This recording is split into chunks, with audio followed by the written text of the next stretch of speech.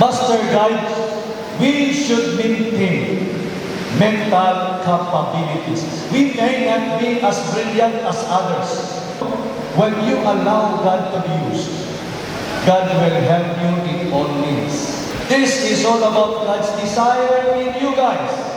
Master guides, you should allow God to master over your minds. Don't allow your minds to master over your pleasures.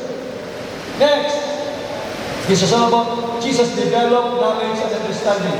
Stature, physical growth. He is growing not in wisdom, but he grew in stature. He cared for his health and discipline.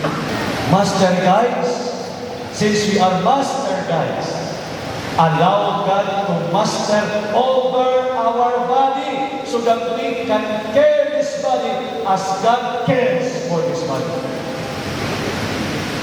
Kung naghayo ko kay Greg, naging ko Greg, kung yung mga 9:15 lang kung magkakanto na Greg, kay alas 3 na po nakatulog. At least may oras kita sa pagtulog. Let us not force ourselves to be doing God's work, because if we don't care for this body, we fail to follow the pattern of Christ's growth.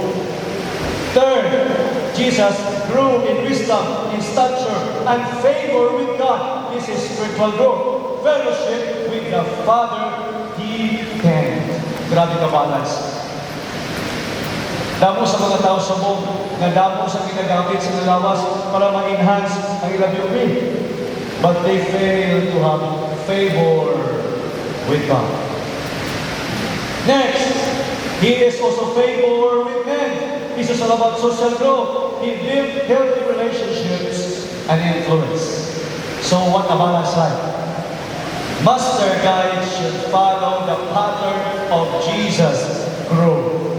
That's why we went through training, we went through seminars, we went through several things to prepare us to be the better person, if not the best. At least we become a better person inside the church.